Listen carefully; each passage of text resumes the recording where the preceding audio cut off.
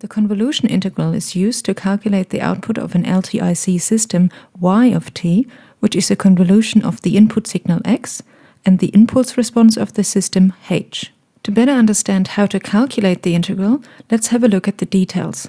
First, note that the integral is of d of tau. Hence, the function h of t minus tau should be considered here as a function of tau.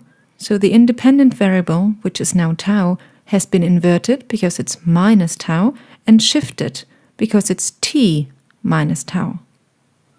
After inverting or flipping h and shifting it, it is multiplied with the input signal x. The resulting signal is then integrated. Let's consider a simple example where the input signal x of t is given by a causal exponential decay, namely e to the minus t times u of t, which is the unit step function.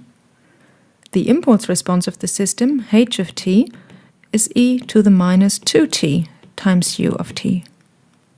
We will now derive the output signal y of t graphically by applying all three steps necessary to calculate the convolution. Since the convolution integral is an integral over tau, we will draw x and h as functions of tau. Let's first consider the case that t is less than 0. Then the inverted and shifted version of the impulse function h, namely h of t minus tau, will have roughly this shape.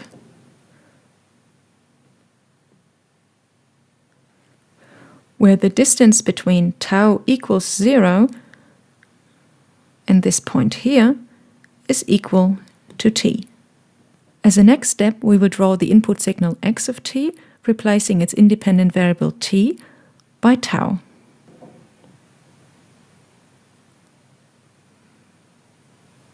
Note that x of t is just e to the minus 1t, hence the slightly slower exponential decay. The next step is to multiply the two signals. However, for all values of tau, at least one of the signals is 0, hence the multiplication is also 0. Integrating a signal that's always 0 yields also 0, so that y of t for t less than 0 is equal to 0. Next we'll look at the case of t equal to 0. As a first step, we have to again invert or flip the impulse response h, so that it has the following form and returns to 0 for tau equals 0. The input signal x of tau remains the same as before.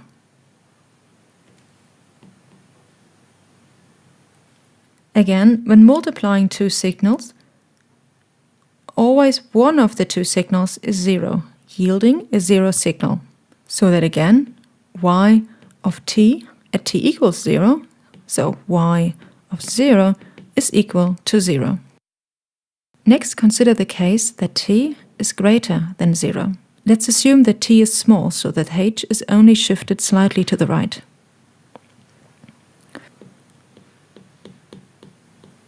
The input signal x remains unchanged. Multiplying the two signals yields a signal that's 0 up until tau equals 0, then positive for tau between 0 and t, and 0 again for tau greater than t. Integrating this signal will show that y of t for t greater than 0 is going to be positive, and the value of y of t will be the area between the signal and 0. Increasing t will result in a greater shift of h to the right, which first increases the integral of h times x,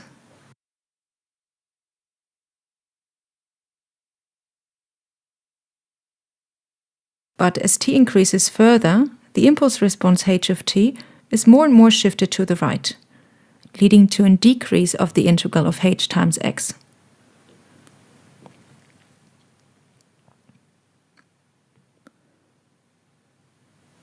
Combining those derivations allows us to draw an approximation of the output signal y of t. Up until time 0, y is equal to 0. For t greater than 0, y is positive. It first increases, reaches a peak, and then decreases and approaches 0. Calculations involving the convolution integral can often be made much simpler when knowing the following properties. First, the convolution integral is commutative. This means that x1 of t convolved with x2 of t is the same as x2 of t convolved with x1 of t. Convolution is also distributive, which means that the convolution of x1 and the sum of x2 and x3 is the same as the sum of the convolution of x1 with x2 and the convolution of x1 and x3. The convolution integral is also associative, which means that the convolution of x1 with the convolution of x2 and x3 is the same as first convolving x1 with x2 and then convolving with x3. To understand the time-shifting property, first assume that the convolution of x1 with x2 yields the signal g. Then the convolution of a delayed or shifted version of x1, namely x1 of t minus capital T1, with a shifted or delayed version of x2, namely x2 of t minus capital T2, is equal to a delayed or shifted version of g, which accumulates now both delays. This is g of t minus capital T1 minus capital T2. For the duration property, assume that the signal x1 of t has width capital T1 and x2 of t has width capital T2. With the width of the signal, we mean the time interval for which the signal is not zero. Then the signal g of t has width T1 plus T2. Some convolution integrals have special properties. For instance, the convolution of any signal x of t with a shifted version of the impulse function delta is simply a shifted version of the original signal x of t. Convolving any signal x of t with the unit step function u of t yields the integral of the signal x between minus infinity and t.